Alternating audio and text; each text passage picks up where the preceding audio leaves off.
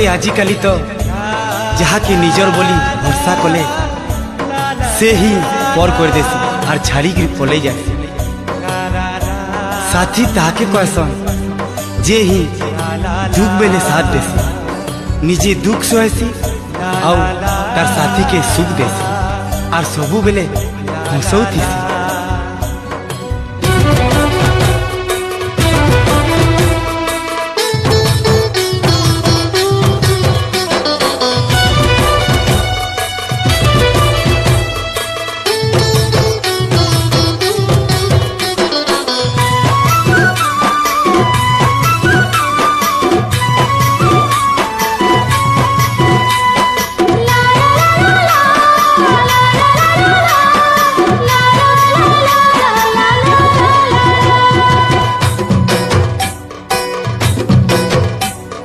निजे कांदुतीसी मते हंसौतीसी, निजे दुखे रही मते खुशी देसी।